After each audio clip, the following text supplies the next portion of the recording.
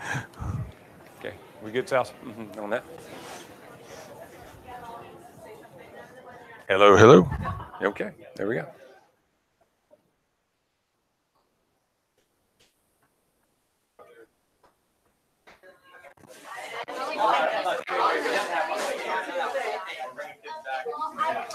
Well, I'm taking Renee, and since I've already been A to Z, I'm not staying for A again. Exactly. No need to do that. There haven't been enough changes in that time. Although I would say that we have a lot more.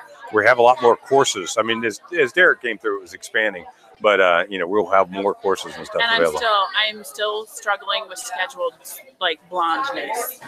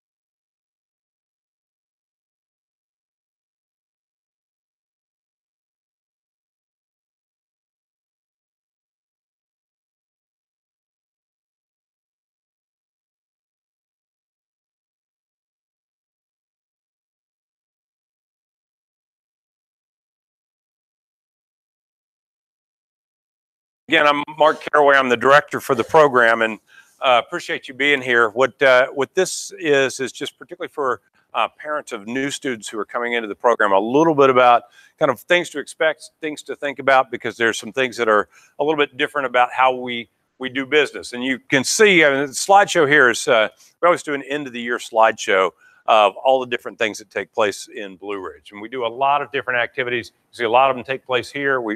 Some of those are formal presentations, a lot of project-based learning, a lot of connections between students. And there's some things that students will, that will be not so familiar to students. Also, some of the work that we get into. And we were talking with students just a few minutes ago about their initial assignments for their world history class, for example. So I just wanted to give just a little bit of an overview. We will do back to school night. We will do, I will be setting up this year to have study skills sessions for any parents that are interested. We're a big area. We're actually, if we were a state, we'd be like the 47th largest state or something.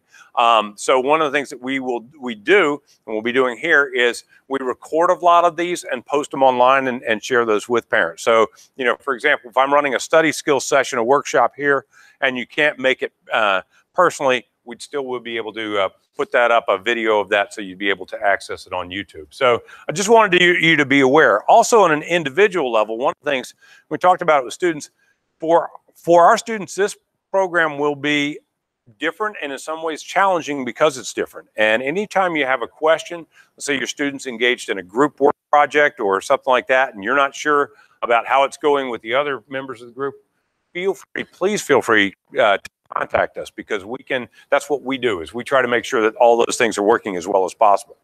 So I'm going to just get into this just for a second. a few specifics about of things that I think parents of new students should be aware of. First of all, who's who? I'm the director, so I'm working with all of the different schools. I work with people at the localities, primarily working to organize and bring in the activities and opportunities that our students have. Basically, I'm the principal for the program, but as I told kids today, I'm not spending time chasing kids out of bathrooms all day. What I'm doing is mostly more curricular and kind of running the instructional side of the program. In the back, we have Sally Alton, who is our instructional technology person. Ms. Alton's been with the program for quite a while. She's the one who brought us into Google Docs, which is a primary piece for us. She does a lot of individual and a lot of group support for students in their projects. One of the things she talked with students about today is we have laptop loaners. We do not require students to have computers at home. We work out our projects in such a way that if need be, they can do those at school and do their other work at home. But if there is something going on, there's a project, you don't have enough computer access, we can't do anything about your online access, but what we can do is provide a computer that can be synced back and forth from the school. So a student can go home, do their work, they can bring it back the next day, it syncs up and connects to their Google accounts. Also, the staff, Central Blue Ridge staff is our online coordinator, Jerry Reynolds. Mr. Reynolds was our computer science teacher for many years, teaching online computer science, several different classes. This year, he's going to a full-time online coordinator position because our student population has expanded. We're going to have over 600 students next year. And we're bringing in more and more courses. We have a number of courses that we bring in from the University of Virginia, from James Madison University, from other places that we're doing advanced placement courses. And so his job is to coordinate those, make sure the information is out there for students and parents, to make sure that registrations take place. We also have our administrative assistant, Ms. Bunkovich. She has the most important job, which is feeding kids. And then she does other stuff like managing the information and getting out news and information to parents when we have, say, new courses or other opportunities. So one of the primary things about Blue Ridge is we exist as essentially a above and beyond piece for our member schools. I've worked at several of the member schools. I was a teacher and assistant principal in Orange County. I was a principal at Madison County High School. I know that our schools have good courses, good programs. Our students would do just fine without this. So we look at this program and say, okay, we have this one piece of students' education from 9th through 12th. What is it that we can do that's going to add value? And the primary thing that we do is we work on skills. We talked about it with the students today. I asked them how many of them joined the program because it looks good on a college application. And then I asked how many joined because your mother made you, which we got lots of answers for both. But the reality is, you know, when I talked to students about was, we really are happy when our students get into colleges, and they do very well. We have plenty of students who've gone to Ivy League, major universities in Virginia, service academies, full ride scholarships. We're thrilled about that. But what we really, our mission, our real mission is to make sure that our kids are prepared when they get there. So we spend a lot of time in 9th through 12th working on skills like teamwork and collaboration through projects. We do time management. Our projects tend to be big time frames, like they'll start in September and go till November. We'll show you a couple of resources so that you as a parent can be aware of what those requirements are. But all of these different things we're working on and spiraling out. A big one is public presentation. And we always invite parents to those presentations when those are going on, because we like to have audiences, and it's great for our students and it's great for their experience. So that's what we work on. We have different content throughout, and different. There's going to be different courses. They may be in a history course this year, and they're in a biology course in 10th grade and 11th grade. They've got a wide range of choices, but you're going to see the same skill set spiral throughout. So some of the things that will happen. So some of the content will be more rigorous. And so right now, students are starting out with a book called Guns, Germs, and Steel, which is often read at the college level. We understand these are 9th graders. We don't do this to make their heads hurt. What we do is, you know, get them into this level of how do you access reading history at this level. We offer a lot of support, a lot of analysis. That's the role of the teachers there. Unfamiliar challenges. One of the challenges that we see for a lot of our students is having to work with others. A lot of our students are very used to being successful on their own, but in a group setting, sometimes it can be frustrating. Also, we're talking about that challenging content. When you get into advanced placement biology, you're getting into some heavy duty content challenges. And for some students who have gotten very good grades and done very well, all the way through, sometimes getting that first B or C on a test is we're not trying to do that, but it may happen. And so that's something that can happen with students. I mentioned the group work, group grades. All of our projects have group components and individual components. And so again, as a parent, if you're seeing your students struggle with a group project because of somebody else's effort, we need to know. There are things that students are supposed to be doing to let us know. They don't always do that. So, what we don't want to do is wait till after that thing is finished and the dust is settled and you say, well, my kid got a C because so-and-so didn't do their work. We need to know in the process of that so that we can help intervene. We will do field trips. Usually it's about 3 field trips a semester, 2 to 3. Many of these are work trips. They come right here. We go to UVA for some of our work trips. We go to some of the member schools. We will go up, this year we'll go up to DC twice. The DC trips are the only ones that go beyond the regular school day. So we'll have charter buses. Students will ride for those. If there's a conflict, just let us know. We'll work that out with you. Most of the other field trips happen during the context of the day. So the students get to their school, regular time, then they'll get on a bus, they'll come here, or they'll go to UVA or wherever it is we're going, and they'll be back before the end of the school day. I mentioned the long-term projects. That's something, again, I'll show you how to access the information on those projects, but that's something that we're using to help build time management skills and some of the other skills we're looking to do. All of our classes have late policies. We're trying to model what students are going to experience later in college and other settings. So while we're not trying to throw anybody off a cliff, we want to make sure that students are understanding of the fact that if work is late, it will have some consequence to it. For parents, for you to be aware of, one of the big things is our website. And there's a lot going on with our website. You can find out a lot about the program under About BRVGS, but one of the things that I think for you as parents, particularly as your students go into their projects this year, that I think you would find most useful would be the academics. And if you go into academics, it does a couple of things. There's a program of study, which outlines all of the courses that we'll be offering students. But one of the most critical pieces is called current projects. And when you get into current projects, what it does is it gives you the major projects that we do. Each project has a website that has everything from due dates to the description of what the project is about and all of the guidelines on how to do it, and all of the rubrics, like how the project is going to be graded. So, for example, this is the first one, Technology Through the Ages, virtual museum project. This is the first project that our students will engage in. They'll come in September. We'll bring them in here for a kickoff. They'll meet their teams. They'll be working with students from other schools. They'll do individual research, and then they'll put their information together to create a virtual museum for their particular civilization.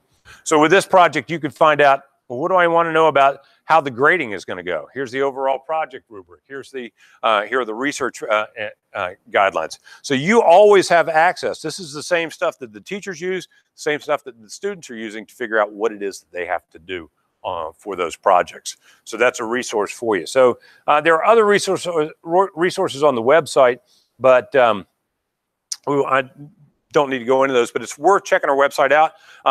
Also, we update it with news items. Like if we're going to be doing something, for example, last year for the first time we did a Model UN, took a group of students up. We'll put that out there on the website so the students and parents know. We also put that information out in emails to students and parents. Another thing to be aware of is our graduation. Yes?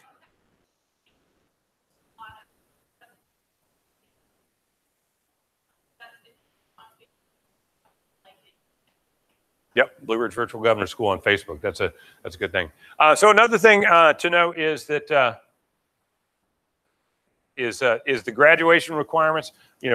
Our graduation requirements essentially go above and beyond. We work with the local guidance offices to make sure that students are on track, but it's something every year when your student's scheduling, just to double check and make sure that their counselor knows, just a reminder, because our students don't come with a Blue Ridge tattoo, which is a good thing. So make sure that they know this is a Blue Ridge student. I need to be cognizant of those graduation requirements when we're scheduling for the future.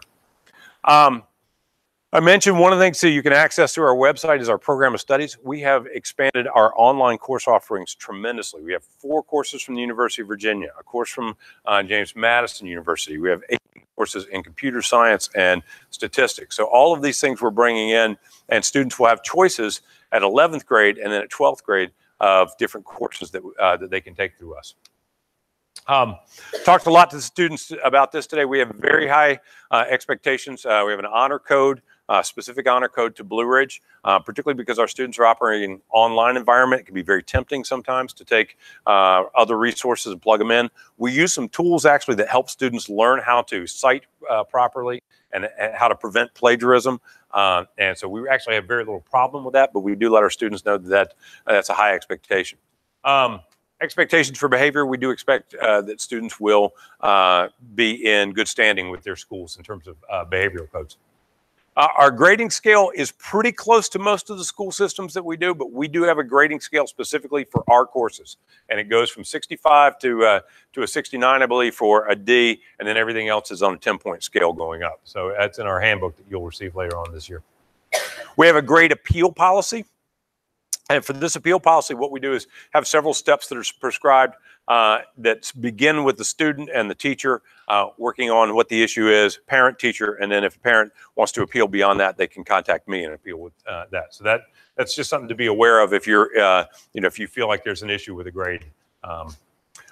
Another thing for parents to be aware of, we support a lot of, so we have our own courses that we originate, but we also have some individualized things. Some of our students will take, decide that they're really interested. We had a student at Goochland, for example, who just was really super interested in economics.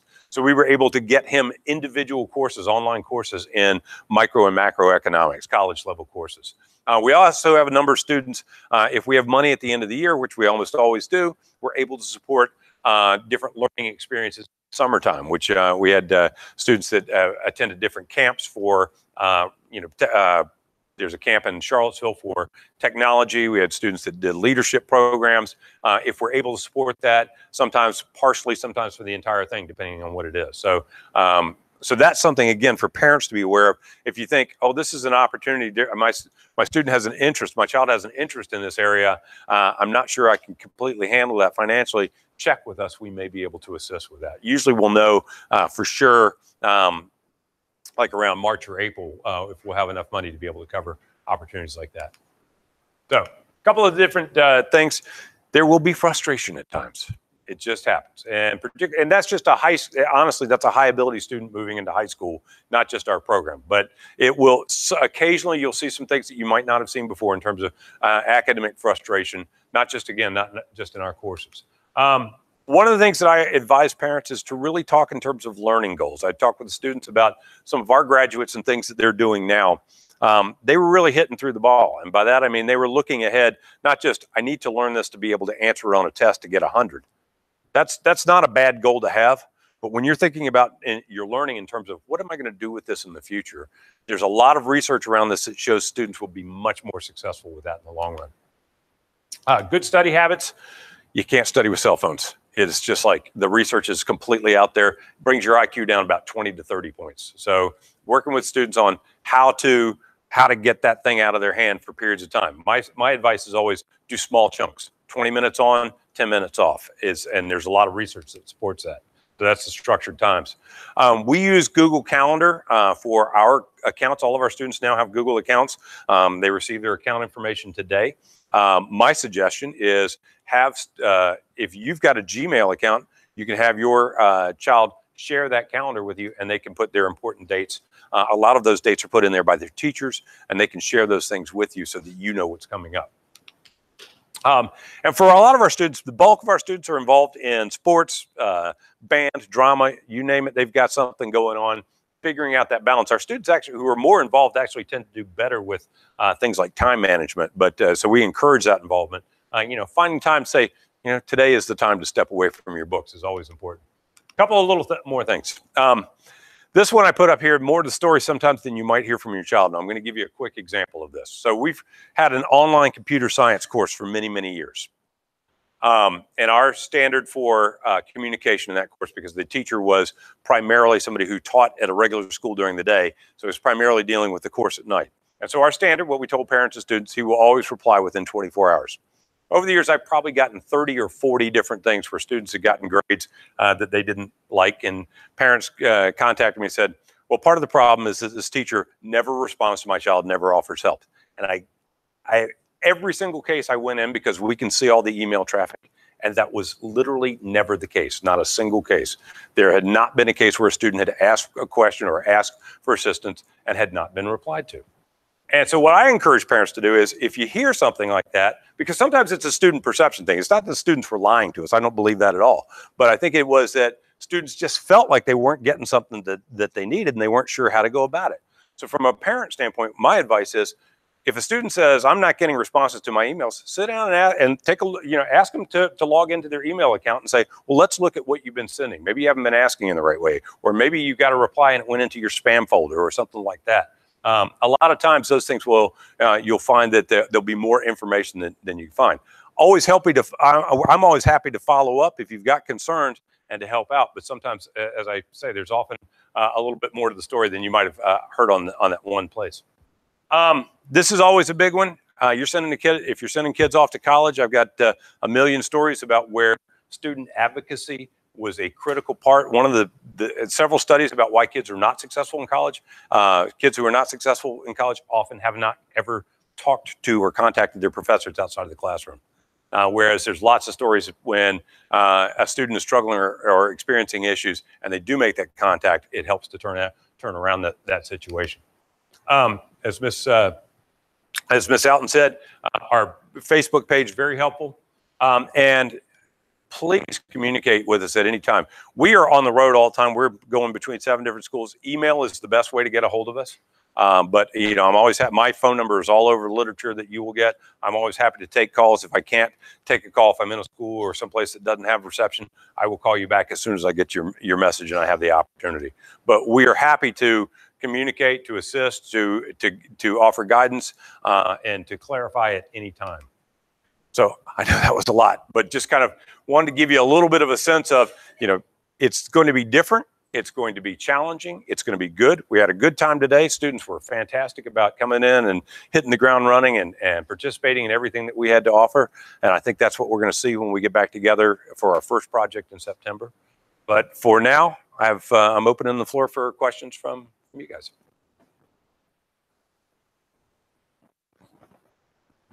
Must have covered everything. Okay. Yes. The grades for the bridge classes, where are they reflected? Do they come on the regular report card, or is there a separate report card? Great question. So the grades for in the 9th and 10th grade, because those classes are taught by local teachers within the schools, they will be recorded in their regular grading system. So you'll be able to access through PowerSchool or whatever your school system is. When we get into the online courses, because students have a wide variety, we got courses from UVA, we got courses we're originating.